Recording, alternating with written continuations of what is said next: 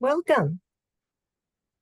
Welcome to the Climate Migrant Symposium, hosted by WMU in partnership with the Global Center for Climate Mobility and the Platform on Disaster Displacement. This is a session 17.1, supporting healing and resilience. My name is Cynthia Petrus. I'm a behavior scientist and faculty member at Western Michigan University and a member of the WMU Climate Change Working Group. I'm excited to be moderating the session today and would like to extend a warm welcome to our panelists. Their presentations are going to provide insights into supporting climate migrants across the globe in a variety of settings, including in urban settings. They will bring perspectives in from diverse populations, including youth and indigenous communities. Before we begin, I would like to review a few logistics. So each speaker will be sharing their papers in about 15 to 18-minute presentations. At the end of their talks, speakers will be invited to offer responses and reflections and ask questions to each other. And then afterwards, we will open the floor for audience questions. Please enter your questions into the Q&A box at the bottom of your screen.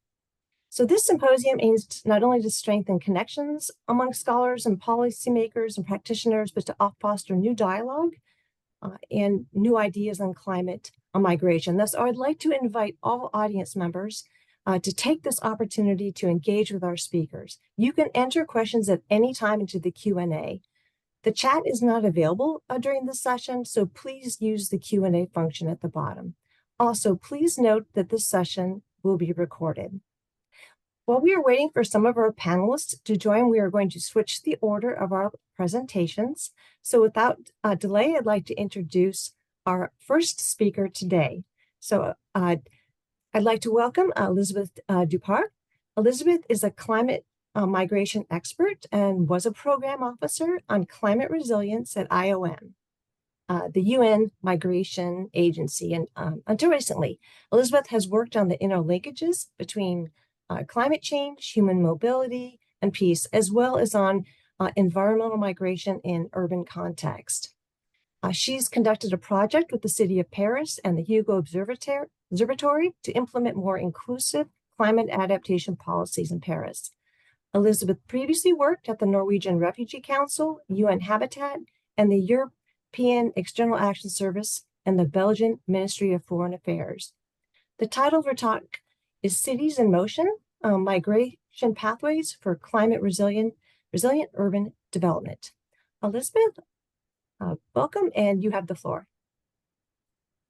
Many thanks, Cindy, for having me, and to all of you for your warm welcome. I'm happy to be here with all of you. I can't see you, but I know you can see me, so it's a bit disturbing. I'll share my screen now, my PowerPoint. I hope you can see it properly.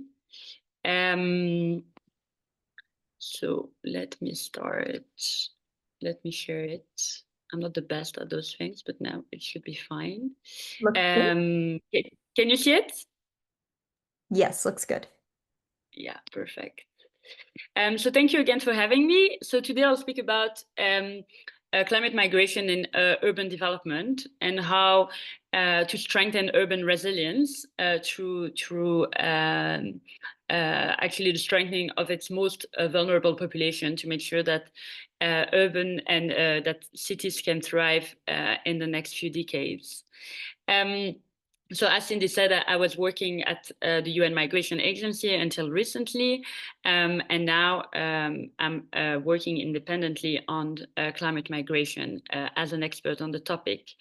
I saw that you've had a few classes on cities, on urban development in that context. So I won't be long at the beginning, which is to present a few facts and figures on the topic. So you probably know that urban areas generate 80% of the world's total GDP and consume over 65% of the world energy. They're responsible for more than 70% of the world's greenhouse gas emissions. The urban population grew a lot by almost 400 million in the last 5 years, between 2015 and 2020. With more than 90% of this increase in the global south, which makes it a major focus, obviously. And between we expect, so those are mostly IPCC figures from the chapter 6 on cities, key infrastructure and settlements from 2022. We expect that it is expected that close to a quarter of all cities in the world are projected to shift climate type. So, this mix between urban population growth and climate type makes it a very interesting environment, and potentially also potentially dangerous, but also very with a lot of potential for the future. And recently C40 cities, so a conglomerate of mayors, released a new report that says that cities can unlock $280 billion in terms of economic opportunity by stepping up recruitment and training for workers in the green economy. And that includes harnessing the economic contribution of migrants. We see why, because migrants contribute a lot to the growth of cities, economically, culturally, and socially as well. So you probably have, since we're in the third days of this symposium, that cities are disproportionately vulnerable to climate change, because of a conglomerate of climate hazard and systemic deficit in early warning, in drainage, in emergency shelter, and inadequate services and infrastructure, coupled with sometimes, inadequate political environment with structural and short-term issues. And when I mentioned this shift in climate type, to give you an example, by 2040, it is expected that over 600 cities may become drier, exposing millions of people to water scarcity. And 900 cities may grow more humid, having another layout of issue and repercussions on its population, and especially its most vulnerable population. Another fact in figures is that 2.5 billion people are projected to live in urban areas by 2050. Again, as we saw before, this increase will mostly happen in Asia and Africa.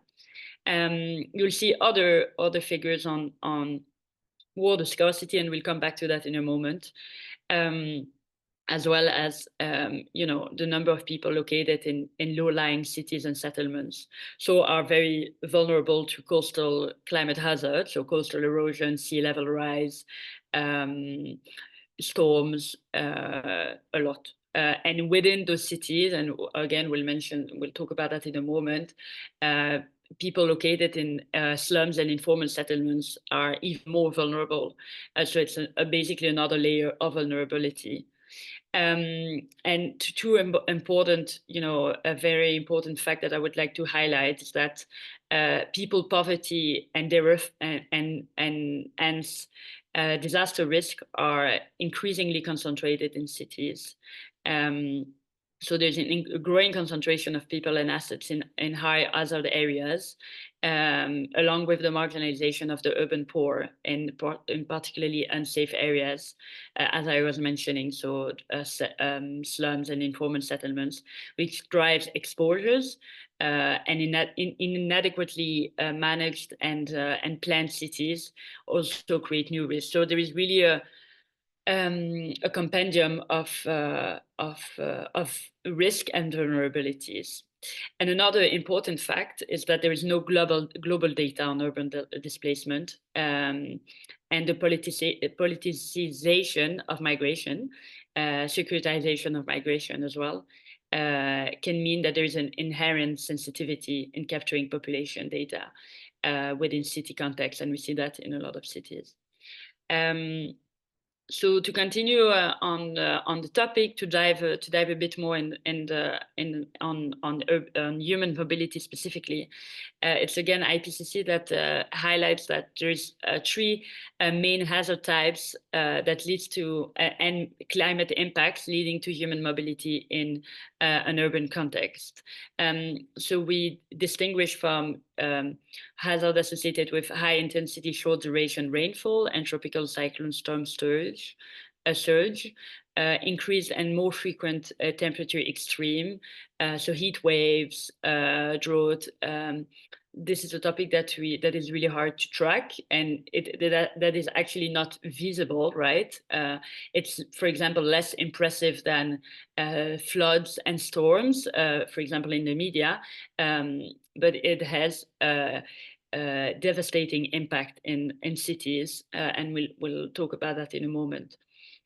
And finally, sea level rise and coastal erosion, as we were mentioning before. So cities, for example, located in low-lying areas, so along the sea. So I'm thinking of, for example, Western Africa, that is highly reliant on, for example, fisheries, with all the capitals located on the sea, for example. There are many other cities, but to give you an example. And so the main climate impact will range from river flooding and flash flooding, with devastating impact on informal settlements and impact on health. We'll see that in a moment. In terms of temperature extremes, we talk a lot about urban heat island effect. I guess you've heard about that already by now too, which is amplified by population growth and humidity, with consequences on health as well. And we'll talk about in a moment about thermal inequality or thermal inequity that is very prevalent in major cities. And then for sea level rise, coastal flooding, coupled with unplanned peri-urban development, which will lead to the destruction of assets and infrastructure. And then in terms of human mobility, we'll see that the different type of human mobility, although it's not set in stone, right? So we IPCC identified certain types of human mobility, but it doesn't mean that one cannot happen in one of the other contexts. So, for example, in terms of rainfall, long-term and temporary displacement, with preemptive evacuation in cities where there is early warning system, for example, and planned relocation is prevalent. In terms of temperature extreme, we observe a lack of access to water that is a critical driver for migration, and then urban to rural migration for quality of life purposes that is mostly observed in northern countries, and then rural to urban migration flows for livelihood opportunities. And then in that context of extreme temperatures, we observe that adaptation in situ, so adaptation at the location itself, is very limited. And finally, for sea level rise and coastal erosion, we observe repeated and protracted displacement. So people, moving away from the sea and then approaching again, because for most of the cases, they rely on the sea for their livelihood opportunities, as I was saying, for example, fisheries, and so trying to adapt to those coastal erosion that we called adaptive migration, right? So I mentioned those three type of hazard types to give you an idea, although I probably guess that you already heard of it. It's also critical to mention immobility, which remains an often underlooked dimension of climate risk. So people may wish to move but are held back by poverty, legal status, or social obligations, and they have often limited means to adapt or to recover. And also, as I was, mentioning on the example of repeated displacement, sometimes migration can be a powerful adaptation strategy. So they may turn to labor migrations, labor migration in response to water scarcity. While women who stay behind often play key roles in adaptation decisions. So that opens, the different impact on gender roles, for example, that we will talk about in a moment.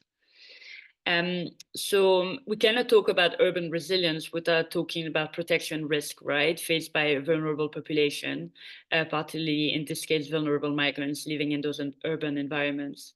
So on top of facing difficulties related to the physical infrastructure, such as the exposure of slums or informal settlements, which overheat in summer, for example, and extremely fragile in the face of cyclones because they're not made of concrete.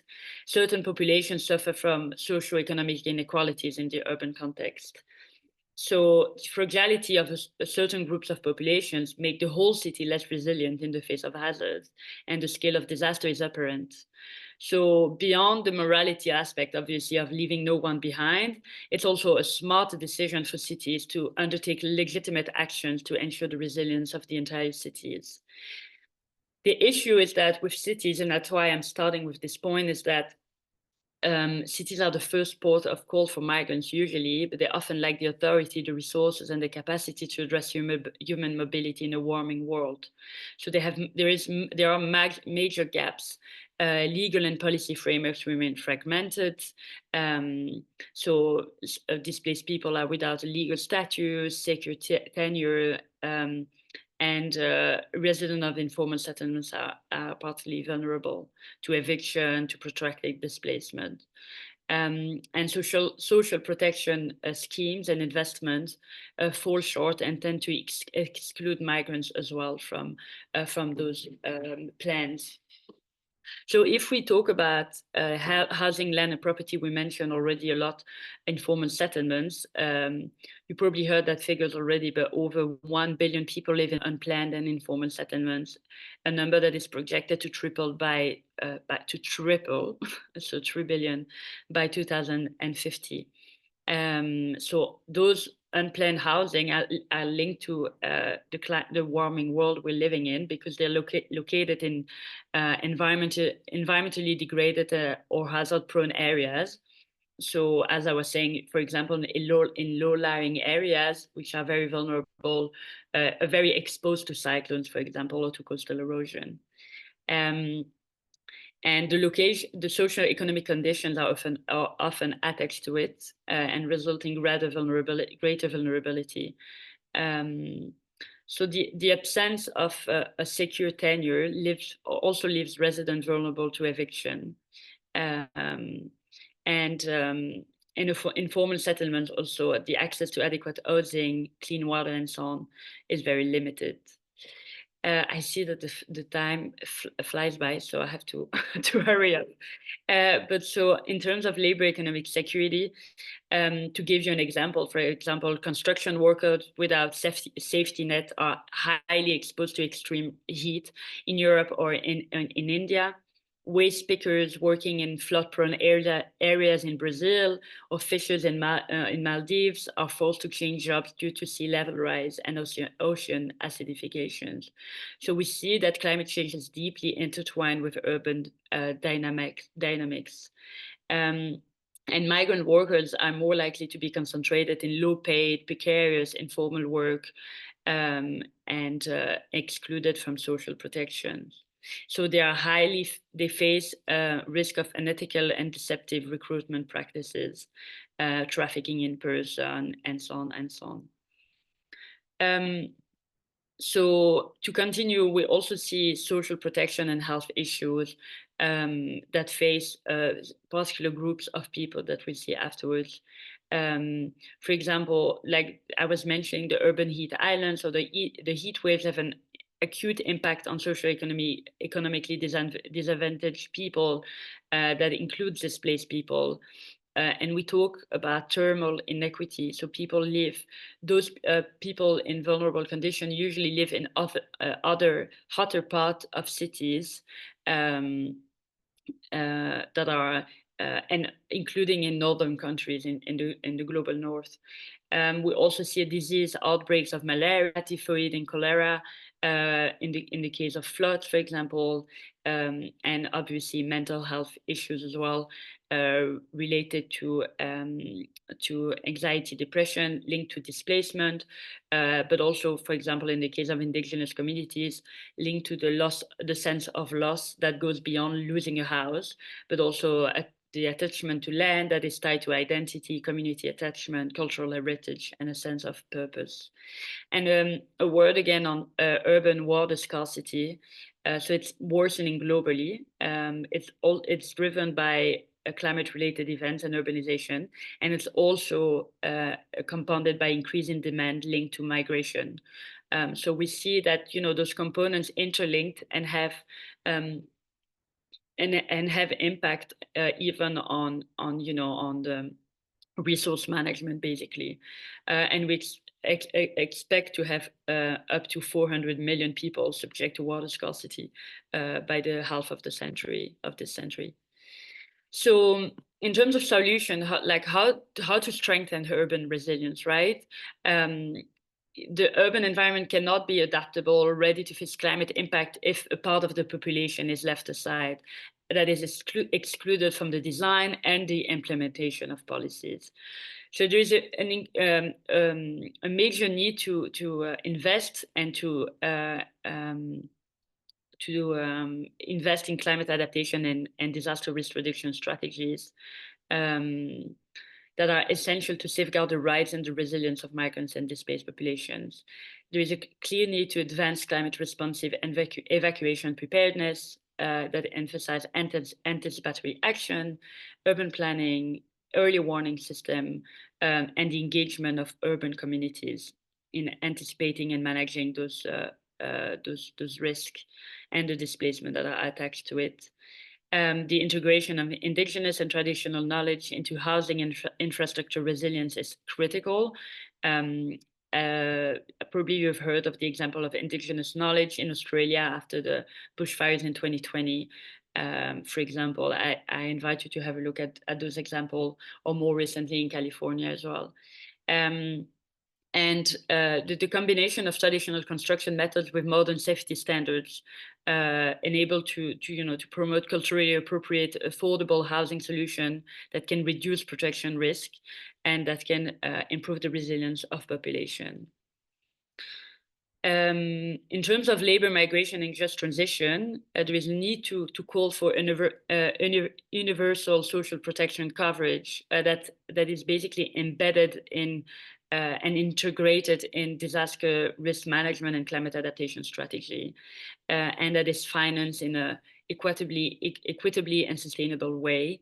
But that is a major topic that I won't be able to cover today.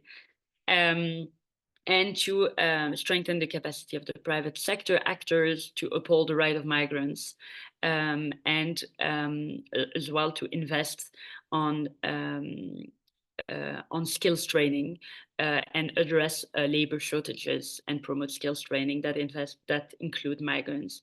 The European Union, for example, has now I think it's called the Blue Visa on promoting, in this case, it's high-skilled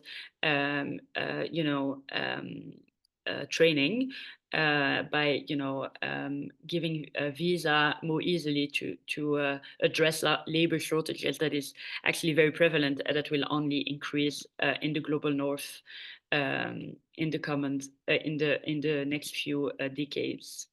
And finally, invest on data and evidence, strengthen research and disaggregated data.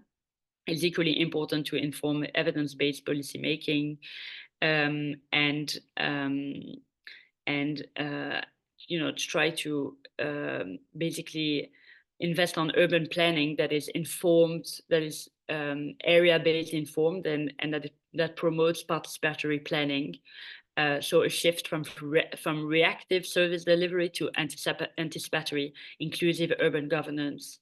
And finally, locally driven partnerships. So to leverage local partnership between municipal and national authorities, civil society and community-based organization, So again, that includes migrants in the design and implementation of policies, and then support local organization. And finally, it's crucial to connect experts from different fields within every municipal authorities. So, for example, that people working on architecture and urban planning connect with people working on migration, and that connect with people working on water management and resource management, or waste management, that I didn't mention here, but that is clearly another major topic.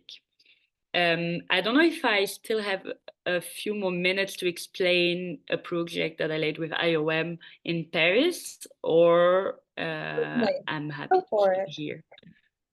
Yeah, I'll go for it. Yeah, go ahead. Yes. Okay. So I just wanted to talk about in a few minutes about this project that I led with IOM. So it was managed by IOM in collaboration with the City of Paris and the Yoga Observatory. That is basically an observatory that is integrated in the University of Liège in Belgium. And we collaborated with them to help Paris better plan for inclusive urban adaptation policies. So Paris is a very specific area. It's a major city. It welcomes a lot of migrants every year, and it has basically already exceeded the 2% of warming, the 2 degrees of warming compared to pre-industrial levels. So above, the 1.5 temperature rise following the Paris Agreement. So what we did with them was to basically anticipate a movement coming from other region of France, or from Europe, or from abroad, trying to anticipate people leaving Paris because of not being able to adapt to a climate impact, and trying to better understand how Parisians and residents understand climate migration, how they can adapt to it, and so on and so on. And basically, we identified, so we did interviews with different fields, with architects, with people working on asylum and with migrants. I talked with people working on circular economy, on addressing labor shortages, on very interesting, because a very wide range of sectors were identified. And out of that, so we also identified best practices from abroad, and we created an action agenda for the mayor of Paris with 5 major thematic fields that were identified: so urban planning, employment, health, participation and inclusion, and advocacy and international cooperation. And through those thematic fields, we identified, priority topics for the city of Paris. For example, in terms of health, make sure to train health professionals so they understand the cultural aspect linked to migration, and the climate aspect linked to the climate aspect related to climate impact. For example, what are the impact of heat waves on vulnerable populations, and how can they address that through their health policies, for example, or health interventions. In terms of participation and inclusion, how can migrants be better integrated in the design, and through, for example, citizens assembly or resident assembly, how can they be better integrated in the participation in the design and implementation of policies. And then in terms of advocacy and international cooperation, how can cities together can they better collaborate for them to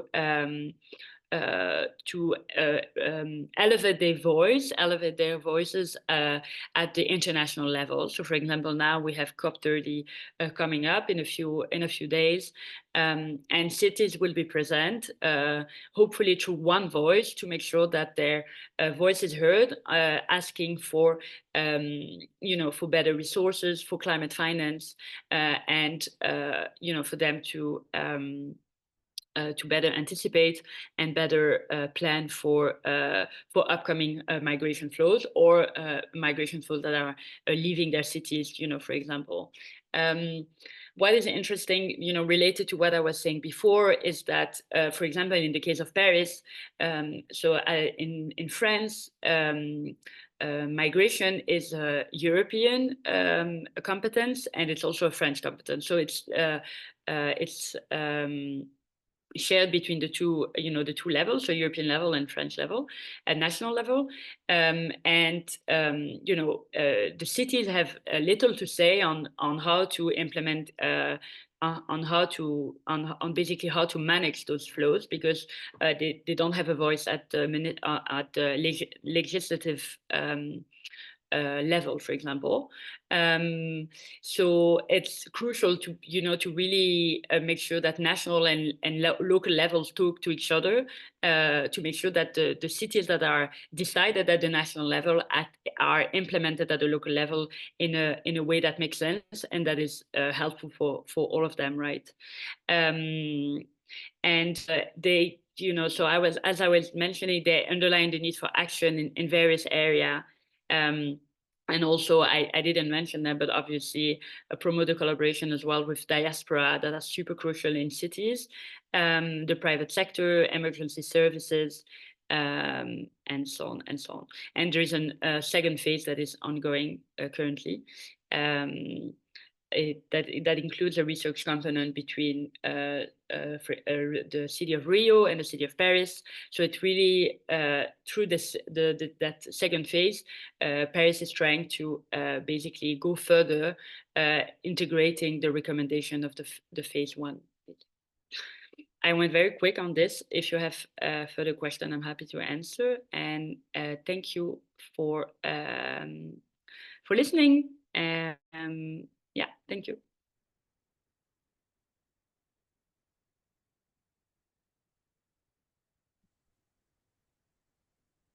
Thank you so much, Elizabeth, for that really nice presentation. And it really made me appreciate these dual challenges that cities face with climate change, and in not only building resilience and trying to adapt to the impacts of climate change, but also at the same time trying to support the needs of the people, and including the migrants who are being forced to relocate due to climate change impacts. So trying to meet the needs of the people, and while also adapting to a warming climate, are certainly massive challenges. And so thank you for laying those out, and also that interesting example with Paris in trying to find some solutions and steps and ways forward.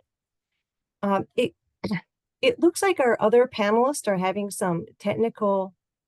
I just got a note that perhaps one of our panelists will be joining us in just a moment. There has been some technical difficulties in logging on, so we'll let our next panelist join in just a few minutes. But in the meantime, if we have any questions that I'd be happy to take from the audience at this moment while we wait for our next panelist to join.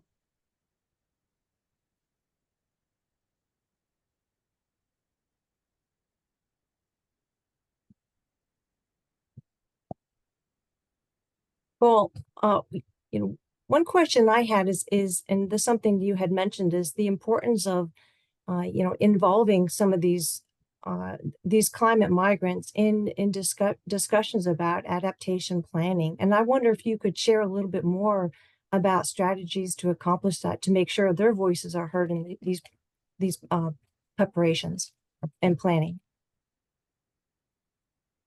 Yeah, of course. Thank you for your question. In terms of involving them, so it's hard to involve climate migrants per se, because it as you probably heard in the numerous other presentation you had, is that there is no data on. I mean, we have data on climate. We have data on displacement, on internal displacement. We don't have data on climate migrants within borders. So it's really hard to actually pinpoint them. because, for example, people will say that if people lose their crops because of a flood, they will say they lost their livelihood opportunity, right? They won't say that they've been displaced by the floods themselves. So anyway, so it's pretty hard to actually have data on them, to pinpoint them, and so to actually involve them per se. But we can definitely involve migrants and asylum seekers and refugees in the definition and implementation of climate adaptation policies. So what we noticed that a failure to represent the diversity of the opinion, gender, and origin is a risk of maladaptation, and that the cities will implement climate adaptation policies that are not necessarily suitable for all the population, right? So for example, there is a budget that is called Deciding for Paris. And we, for example, advise the city of Paris to increase the participation of all population in that budget that so far is restricted to Parisian resident for like a certain number of years, right? And we also observed in many cities, for example, in Montreal, there is in Montreal, they have a program called Montreal Inclusive. In Bristol, in the UK, they have a stepping up program that makes sure that migrants are involved in those programs. And for example, New York, they have that ID NYC municipal identity card that is accessible to everyone. And so that open doors to actually to populations, to a broader range of the population, right? If they have an identity card that is not necessarily linked to, that is not necessarily similar to an identity card as we would, think of it. In the first place, but it is actually more accessible to everyone to, for example, participate to municipal assemblies. So, those are the first steps basically to enable people then to participate in those conversations. Thank you so much, Elizabeth. I appreciate you sharing those additional pieces. I can see that our next panelist has joined us. So I would like to now take this opportunity to introduce our next panelist, and then we'll open up the floor again at the end of these presentations for additional questions. So thank you. So our next speaker today that I'd like to welcome is Atul Haq. Atta's a founder, and I hope I'm saying that correctly, is the founder and former CEO of Youth Association for Development in Pakistan, and is currently serving as its strategic and technical lead advisor. He has worked with NGOs, donors, UN agencies, and government departments, and has over 24 years of experience in the areas of community-led development, including youth development, climate change, gender equity, peace building, and digital activism. The title of his presentation today is Healing on the Move, Trauma-Informed Youth-Led Approaches to Climate Displacement in Pakistan. We're delighted that he can join us today. Atta, you now have the floor. Thank you very much for giving such opportunity and time, and to listen and to review what work we are doing or we are did here in Pakistan, that nexus between migration, refugee, and climate changes. So first, I would like to present my presentation by sharing screen of my presentation. Then I want at the end to play a video that to some to reduce boring, because when we are in plenary and presentation, so some people facing boring. So thank you very much. I'm going to start my presentation.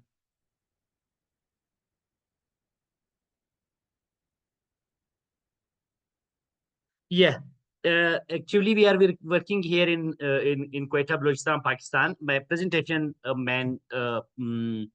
title is "Healing on the Move: Trauma-informed youth lead approaches to climate-driven displacement in Pakistan." You know, as Pakistan is a huge number of population of the Afghan refugees, and Pakistan also ranked in 8th of the one of the climate hazardous and alarming country. So as I myself has introduced the moderator, so my next slide is the context, the climate migration nexus. What is the nexus between climate and migration? Climate-induced migration is escalating globally, especially in fragile regions, like Pakistan is fragile regions. Balochistan is one of the province of Pakistan country. Pakistan faced floods, drought, earthquake, and refugee inflow from Afghanistan. It ended the migration, a huge migration, and refugees also kind of the disasters are kind of the issues. These are the due to poverty, insecurity, and weak infrastructure. As Pakistan is also through the poverty below line and insecurity and tension situation, and also weak infrastructure structure at all. Children and youth experience both physical and psychological displacement, as both the either a children or a youth, they are facing these kind of issues and problems in very large numbers. The human dimension. What is the human dimension? Displacement is not only about losing homes. It is about losing belongings, safety, and voices. Every displacement, every migration is not only losing their homes or their country. They are also losing the belonging, safety, and their voices. Children and youth are most vulnerable to emotional trauma. Both are the most vulnerable groups for the trauma and emotional trauma. And climate migration leads to interrupted education, stress, and trauma. And the climate migration is the basic causes of the to interruption in education, stress, and trauma. So the children and the youth are traumatized due to these kind of issues and problems they are facing in routine and their daily lives. About YAD, is Youth Section for Development. We are working since 2002 here in Quetta, Balochistan, is the province of Pakistan. We are rice-based, youth-lead, community-driven approach. We focus climate resilience, as Pakistan is one of the alarming country and rank 8 on one of the climate disaster country. Peace building, education, and mental health. Mental is very important at all. We work with 39 international donor agencies, and we are also the member of the 250 global networks.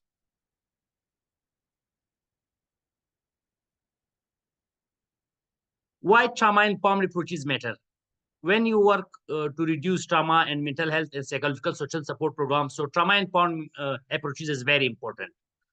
Climate migration both is a logistical and psychosocial crisis. Healing must address emotional wounds alongside displacement. It is very important that when some children and youth are traumatized, so their healing is very important. Core principles are safety, trust, empowerment, choice, cultural sensitivity. Cultural sensitivity is very important, and community connections. YAD flagship healing initiatives. What is our approaches? What is our initiatives? We established refugee trauma support hub here in Quetta, Balochistan, with safe healing spaces for displaced children, peer lead sessions, and creative groups therapy. And second, we relieve the stress through art therapy project, school-based play, art, and music session. We are addressing the trauma of the traumatized children through the 3 interactive and innovative approaches. These are the play, art, and music sessions.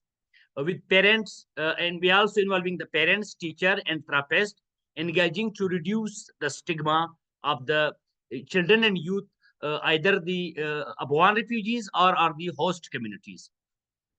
Supporting mental health and healing programs, we have our target as 1,280 plus children and youth to play music and art therapies. Key elements of YAD healing model. What is our model? How we are addressing the traumatized children trauma through trauma-informed approaches. We establish healing rooms in schools. We are providing the sessions and services on through art, play, and music-based healing tools. Psychosocial care in schools and informal spaces as well. Peer mentorship with youth as a facilitator and role model and community participants. Because youth has an age when you engage youth, so youth have a age though, so they can transform and deliver their communities and their own lives as well. We also, parent engagement is very important to and teachers and also the local leaders. We have partnership for localized impact, linking local NGOs with humanitarian systems. Actually, the local NGOs are not much engaged with the humanitarian settings and systems. So we're also engaging the local NGOs and also presenting our projects to them that they adopt and replicate and scale up in their communities and areas. Challenges and gaps. As the limited donor investment in community-based MHPSS, the donor and also the government is very limited investment and interest for mental and psychosocial support program in communities. Weak policy integration. There is lack of policy where while we have no policy, so you have no action plan of mental health in climate migrations. So far, the countries and the organizations are not understanding the nexus between the migration and the climate changes. That's why policy integration and formulation is very important to strategically, systematically address the nexus between migration and climate changes. Stigma around emotional well-being. Stigma is also one of the big problem is normal here in Pakistan. The mental health patients are the traumatized patients. The people are considering in stigma and label and also discriminating them. So that's why the youth and children and the people are avoiding the trauma-informed approaches and services. Barriers for undocumented refugees accessing services, because while the refugees are undocumented, so they are living in concealed life in a very stress and a very tension situation because they are living illegal. They are illegal migrant. So that's why for their own safety, so they are not openly coming up to take part the services. This is also one of the barrier. Fragment coordination between education, humanitarian, and health sector. Actually, the health and education sector is not properly focusing and addressing or programming and services for the mental health and psychosocial support program, as these departments has lack of interest and lack of services. Lesson and what we learned from our model, from our work, from our projects, from our programs. Low cost, culturally rooted methods yield high impact. While you have a low cost and culturally rooted approaches, so this is bringing a high impact in the communities. Healing integrated in education, improve learning outcomes and retention. While you integrate the healing in the education setting and education system and education curriculums and education textbook boards and also the syllabus as well. So then it's bringing a good outcome, and it is also the indicators of sustainability, scalability, and ownership and adoptions. Youth-led intervention foster trust, inclusion, and agency. As I already told, youth is very important. While you are engaged youth, so you have a means you are investing in a decades, not in a sometimes in a decades. Collaboration with local institutions ensures sustainability. Like I already told, the government settings, the government departments, the donors, the corporate social responsibilities, and the health sectors, these are engaged. So this is the sustainability of the each and every program, particularly in our program which we are implementing here in Quetta, Pakistan. Policy and programmatic recommendations. Make a psychosocial support central to climate adaptations. It needs centralization. Invest in youth-led, school-based healing models. These are very important. Building government capacity for emotional recovery. Engaging a government is very important. Enhance coordination across sector. Across sector means all the institutes, the stakeholders, those are working for the emergencies or disasters is very important. particularly the health and education department of any government. Strengthening multi-sector coordination like education, humanitarian, and health. Prioritize children's emotional recovery for resilience. It is very important first you prioritize the children emotional recovery. Towards healing, inclusion, and dignity. True resilience begins with healing, not only rebuilding homes, but rebuilding hopes. When any area, any country received the disaster or droughts or emergencies, so they are building the homes, they are focusing the homes, they are not focusing the minds. So we should focusing the minds. Uh, True resilience begin with healing, as I already told, rebuilding hope and belonging. While we invest the youth, while we invest the children, so then we can rebuild the hope and belonging. Center youth well-being in climate migration framework. It is very important. Empower youth as agent of healing and social change, and bridging humanitarian aid and mental health care. These are very important. This is very need and access. The humanitarian aid and mental health care both are the pillars of the any program running and implementing. It is very important. Thank you very much. If you would like, if I have a time, so I can play my one of our showcasing documentary that the fully illustrate our projects and program which we are implementing are implemented. If you moderator allowed me. Yes, that would be great. Thank you.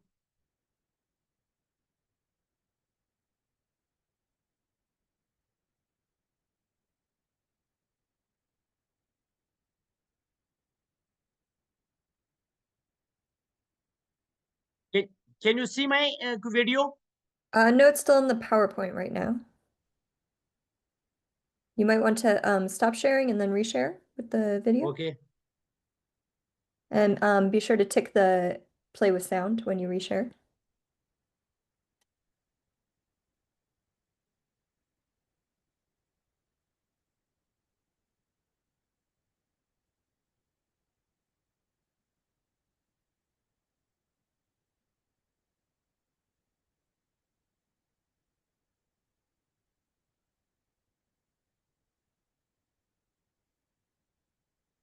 Nope, I don't think we have any audio.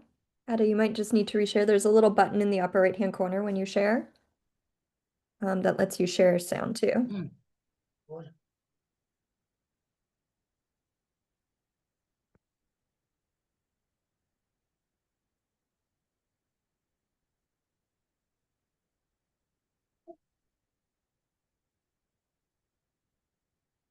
Ada, we can't hear the sound. Yeah. It's okay. Nope, there's no sound. No, no sound. Correct, there's no sound. Yeah. Can you pause it and maybe bring it back to the beginning? And then if you just hit the share button again, Yeah. there's an option to share sound, a little box you have to tick.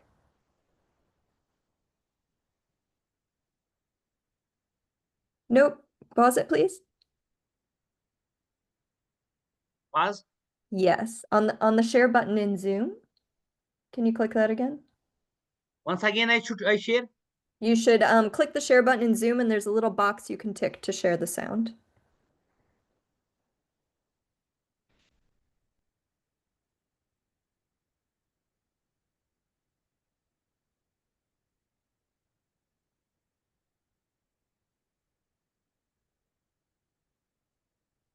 Nope, we can't hear it yet, but I'm going to look it up. It's on YouTube and maybe I can share it for you. How is it now? Nope, there's still no sound.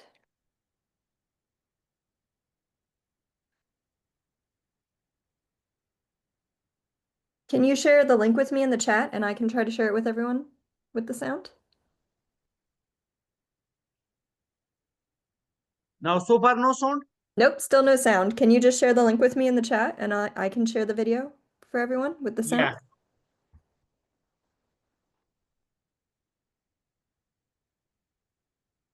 Thanks for your patience, everyone. Yes, I'm sharing it.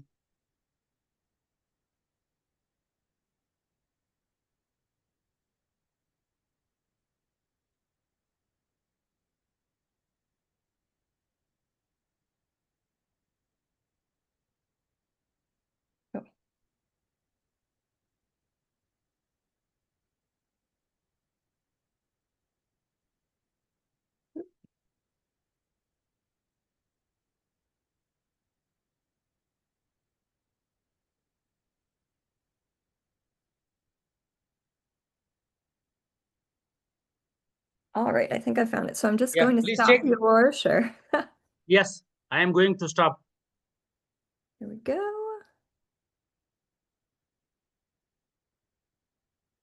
Sound.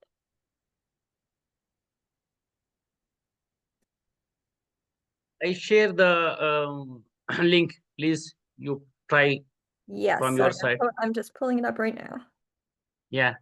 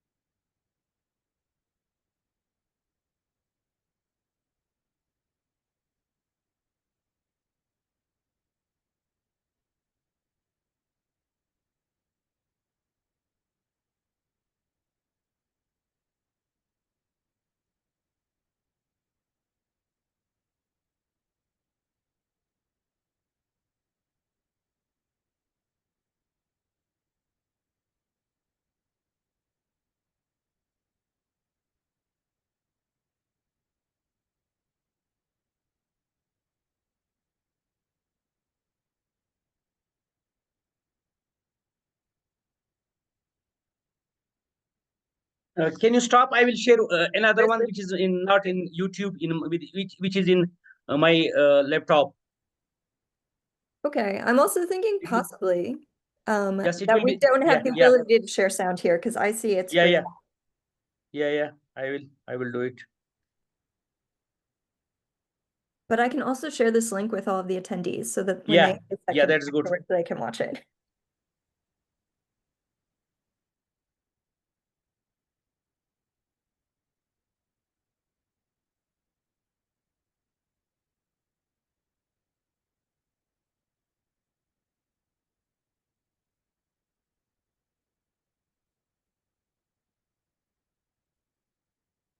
Out of a sound, it is good.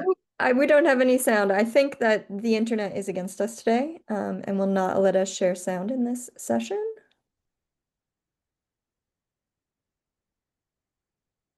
Nope. I think No sound or no video. we do have the video, but we don't have the sound. Fortunately, I've been able to share the YouTube link with the attendees, so hopefully they can click on it and watch it in their own time. And Yes, perhaps I think this is now not issue from my side and your side. I think issue from the Zoom. no, I agree about that. And it's unusual, and I'm not sure why it is not Because this is not YouTube. This is in my computer. agreed. But I think perhaps we might just need to move on to the Q&A right now, if Okay. that's all So right. I should stop the video. Yep, I've already stopped the video. Okay. You have a link, so please share with the participant. They will watch later. Yes. Thank you so much, Ada. I'm sorry for those technical challenges, but I'm looking forward to taking a look at that video and learning more about this program. I want to thank you so much for your presentation today and really focusing on how you put it, so centering a youth well-being in the climate migration framework. And you know, I think that often, this is a population, I think, that doesn't maybe get the focus that is so important for this kind of work. I would like to take this opportunity now to open up the Q&A, and I also at this point would encourage our two panelists today to offer any reflections or ask any questions to one another about their presentations.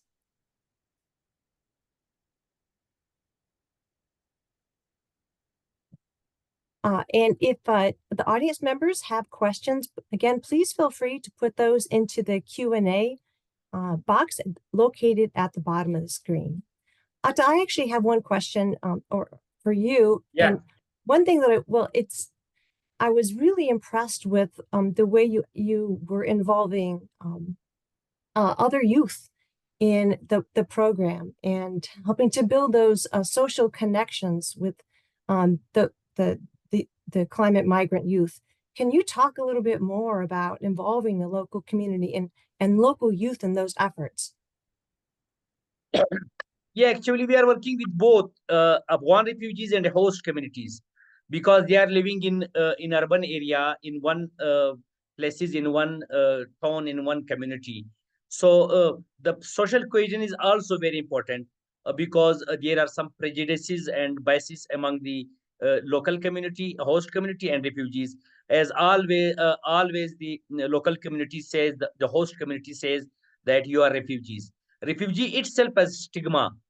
So to reduce these kind of stigma and also to improve and increase the social cohesion, so we are um, engaging both of host community youth and children, and also the host community and Afghan refugees youth in one sitting within the schools, because the both community are studying in schools, in one place, in one premises, and also in community.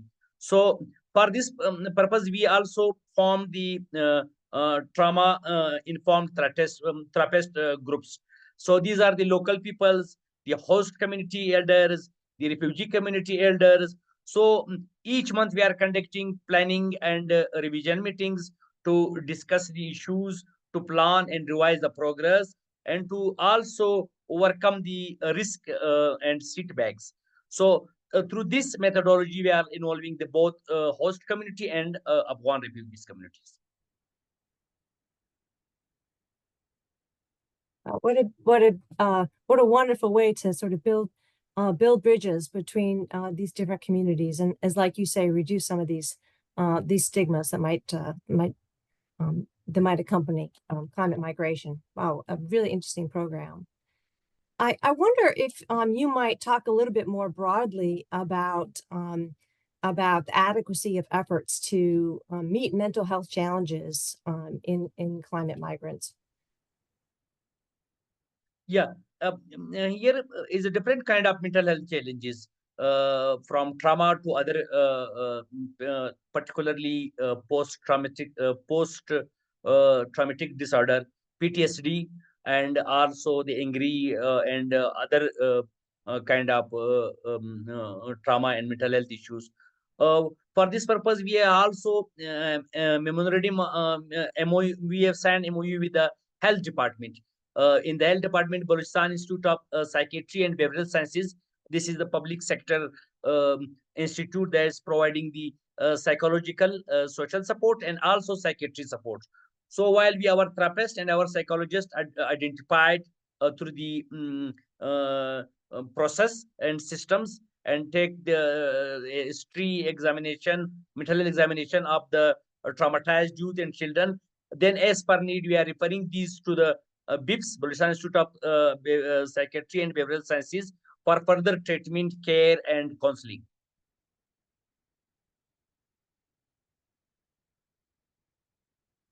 Thank you for that, Atta. So important to be addressing these needs of children as well as meeting, basic services. And Elizabeth, are you if you were here joining us, you have we have I think some more general questions. I think that in both of your presentations, you talked about some of the challenges of coordinating across organizations to provide services for some of these climate migrants. And I wonder if you could talk a little bit more about efforts to coordinate among these different organizations and any successful strategies that you've used. Actually, all the organization, either UN agencies, either international organizations, either corporate sector, either the NGOs and civil society organizations. In the world, they have several clusters like emergency cluster, shelter cluster, health cluster, education cluster. Uh, so these are very important in each and every place, in every province or in every country. So this is the platform where they gathering and also uniting the different stakeholders to in one umbrella, in one platform to revise and plan and act. So these are very important. The UN agencies actually here the role of the UN agencies is very important, particularly the UNHCR, the IUM, the GIZ, the UN UCHA, and other UN agencies, that they should focus the mental health of the refugees and migrants in each and every country. So these are the very important segments, and there are nexus between the migration and climate change, and the migration, climate change, and mental health. They have a very close nexus. But normally, when the agencies, the donor agencies, the academics, or the researchers, they are planning for projects, so they are not integrating these three things: the climate change, the migration, and the mental health. So this is important for all the institutes, either UN agencies, either international organization, either corporate, either NGOs, either CSOs, either academics, either CBOs, to integrate these things. Thus, we can improve the climate change, we can improve the climate justice, we can decrease the mental health and psychological problem, and we can also improve the lives of the migrants and refugees.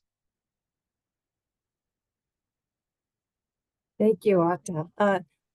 Elizabeth, I don't know if you have some additional thoughts on ways you can coordinate or successful examples of coordination across organizations to try to meet the needs of climate migrants in cities. Yeah, thank you. Yeah, I mean, I've noticed that a lot when I was working at IOM, right? And Atta underlined it this very well, and the need to coordinate efforts. There's a real need at the city level. The bottom top kind of approach is quite hard to. It's not a natural way of doing, right, for UN agencies, for example, because they're so global, right? But there've been, I think, great improvements in the last decades and years on try to empower local authorities, and then have that bottom up approach, and then come from the communities, and then make the local authorities work in that kind of way. And in terms of initiative, I can underline one from UNDRR called the Disaster Displacement Addendum to the Disaster Resilience Scorecard for Cities. That's a long name for but basically the scorecard that was created by UNDRR tried to it tried to enable cities to assess displacement related preparedness, response, and recovery.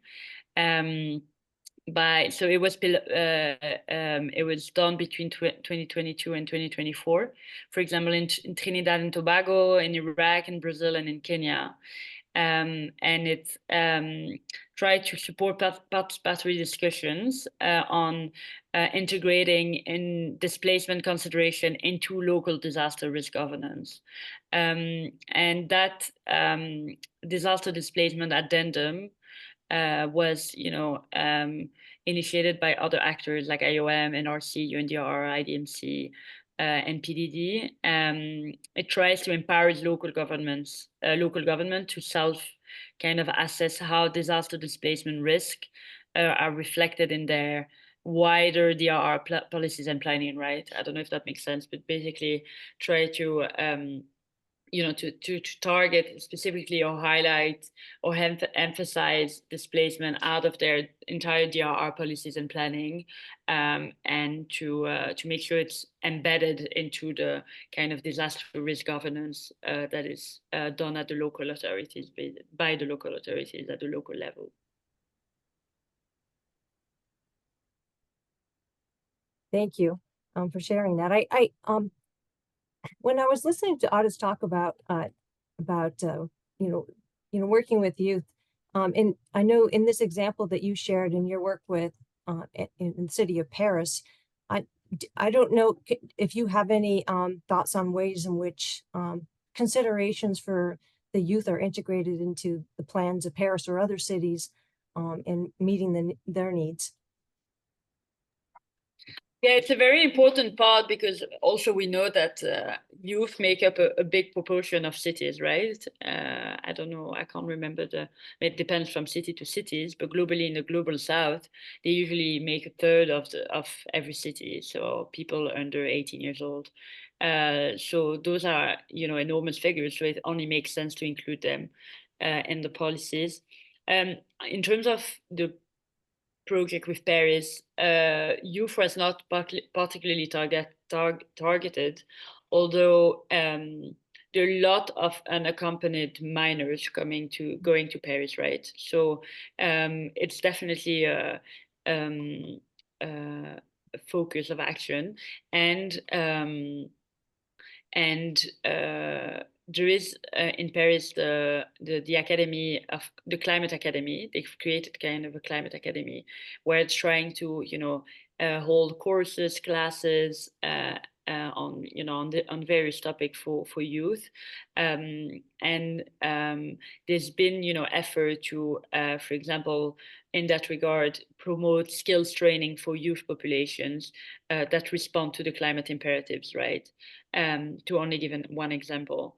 But in terms of youth, what we have observed in cities is that the part of the vulnerable population among migrants specifically, because the climate components usually, hinder education development, healthcare development that is then related to education development specifically.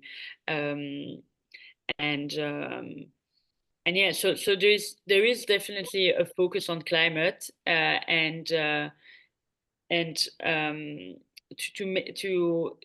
create a voice for them. So what, for example, IOM was doing at the last COP is to try to IOM created a contingent of youth people coming from all over the world, from different countries, and make sure that their voice is heard at it was in Baku in Azerbaijan, to make sure that their voice is heard through the negotiations and on climate mobility, but also on different topics. So, between making sure that their voice is heard, that they are represented in the correct assemblies, and making sure that policies and research include a component on research is very important. So, yeah.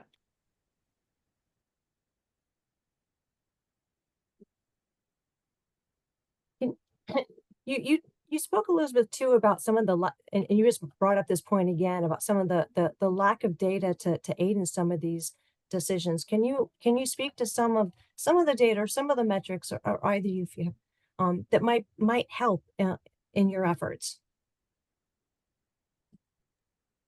In terms This of question with? Yeah, Atta, do you want to? No. I am just asking this question, asking from me or from you? I think we can both answer, no?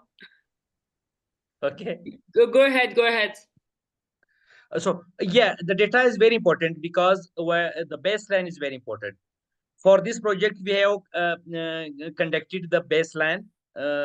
It was conducted by the MHPSS Collaborative Denmark with a partnership of this through a systematic way.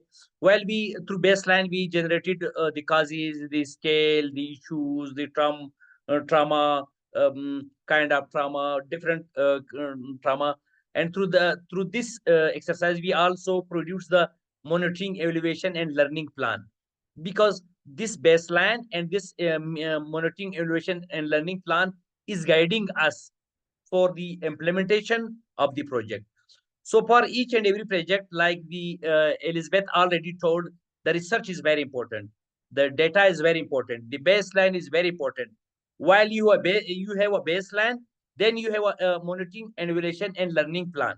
So while you have monitoring, evaluation, and learning plan, then you have an end line, and also the impact and evaluation analysis to summarize your result, impacts, good practices, lesson learned, and recommendations. So we are going through these approaches and through this strategy and this methodology. Yeah, absolutely. I mean, I can only agree on this. And to be more specific on regarding the urban context specifically. So basically, municipalities and humanitarian actors face a growing imperative, right? To understand who is at risk, where services fall short, and how intervention can be targeted, like spatially talking, to address intersecting vulnerabilities.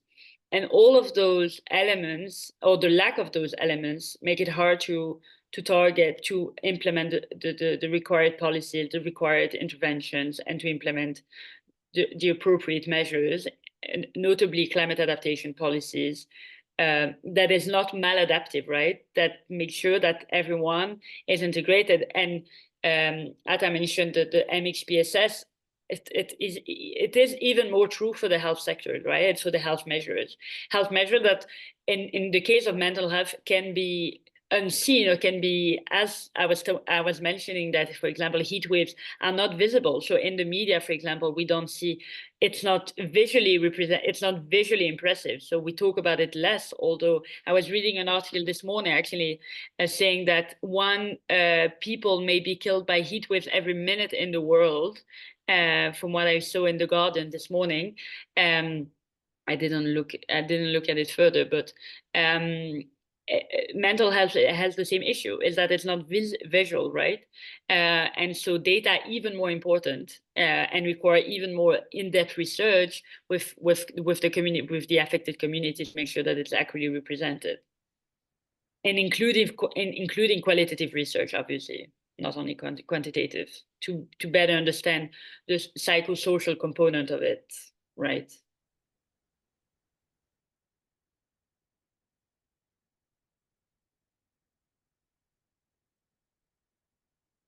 Are there any other points of topics that have come up in our discussion here that you haven't had a chance to share, that you would like to share?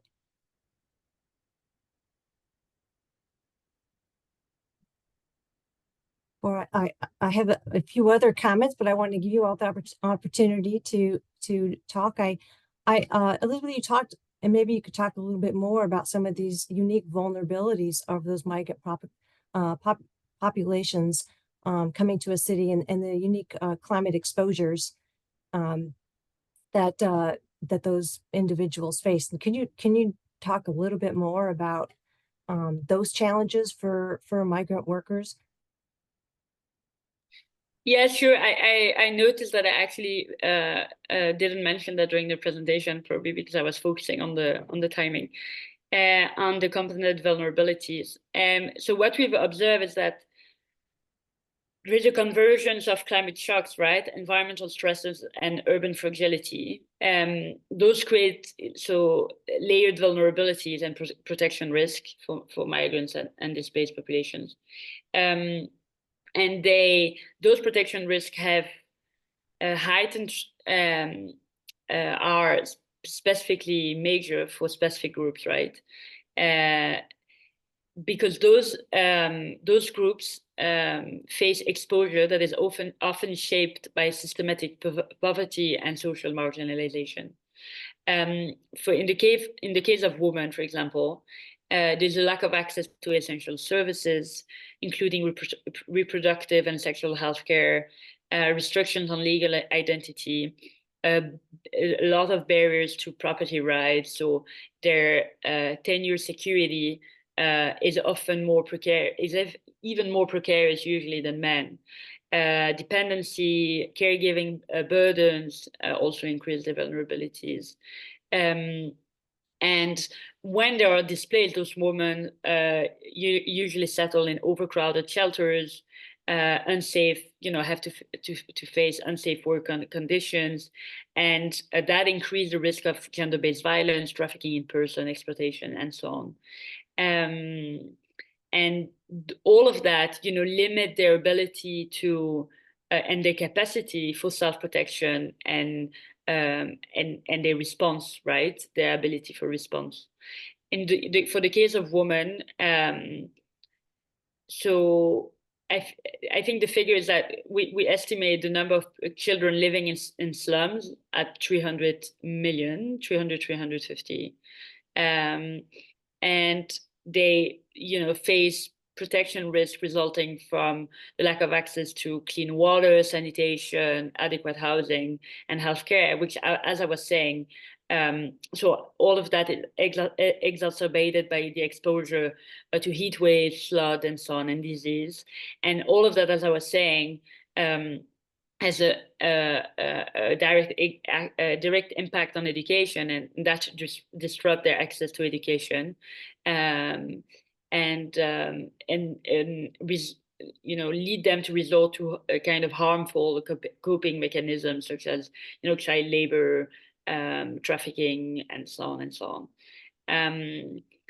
For the case of older people, there's a heightened risk related to immobility, related to the beginning of my presentation, isolation, poor infrastructure, limited healthcare, and the impact of extreme heat is enormous on older people, and the number of deaths for older population is actually way more important than for the rest of the population. So they're over proportionally impacted by heat waves, and that is combined with inadequate medical access, social isolations. So in terms of if they want to access early warnings, for example, and disaster relief, that is less accessible to them because of social isolation, as I was saying,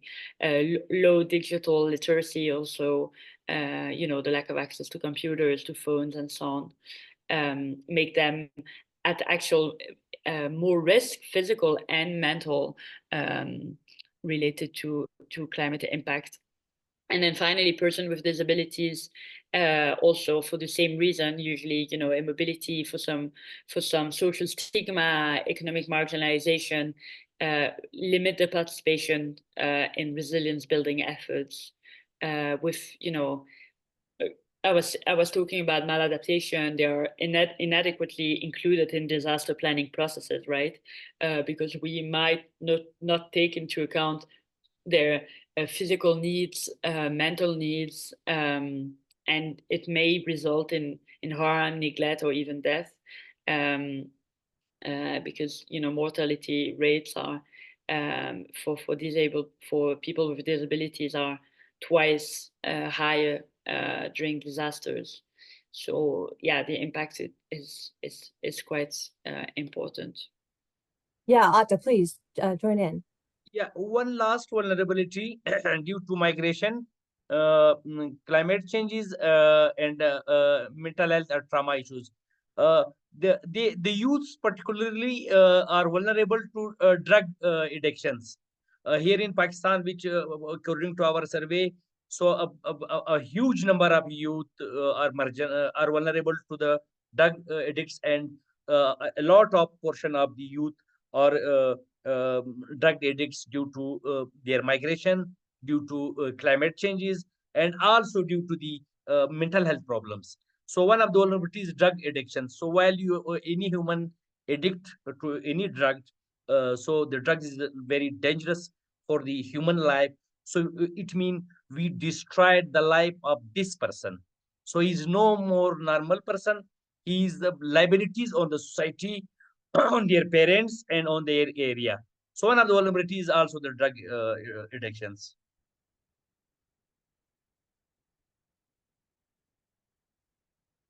Thank you, Atta. What an important and additional challenge that these youth have to face. One other sort of thought, or I'd love to hear some perspective on before we wrap up, is the work that some of your programs are doing are so impressive, and I'm wondering about, you can if you could talk about strategies that you've used to sort of share your important work and your successes with either other cities or with other organizations that are working on these problems. How do you share any successful strategies in sharing and also learning from other similar cities or organizations dealing with these problems? From my side, well, I would say I'll be quick on that because I'll say the main issue about engaging with cities is the lack of resource. They face an enormous lack of resource for all the reasons I was, mentioning in my presentation. Is that they don't have the legal, capacity. They first don't have the legal. They don't decide on the policies, the legal policies, the frameworks that is usually done at the national level or supranational level, and so they face an enormous lack of resource, human resources, financial resource, and at all levels, so and institutional resources as well. So I would say that's the main issue, because many cities are willing to work on the topic, understand the challenges, the solutions, and have amazing ideas, because who knows better their territory than themselves, right? The challenges and everything, but yeah, they just like the finance for that. Ata, do you want to kind of have our final words here? My last, yes, this will be also, this should be part of this conference recommendations, that the migration, climate changes, and mental health. These three have a very close nexus. This should be part of the agenda of the global partnership, like the SDG 17 is the global partnership. So while this will be an agenda of the global partnerships, then the world will focus, the UN agencies, the international INGOs, and also the corporate sector and the academics will focus this sector. So then this will be the strategy to address the migration, climate changes, and mental health problem and issues. Thank you, Ata. Thank you. Well, it looks like our time for our symposia is up. So I would like to, again, thank you, our panelists, very much for your really insightful presentations today, and for the audience members for joining us. So thank you. We have a few other sessions beginning shortly at 10 a.m., sessions 8.1 and 8.2. Please review the program for those session details. And again, thank you all for participating in the Climate Migrant Symposium. Many thanks. Thank you. Bye. Thank you. Thank you. Bye.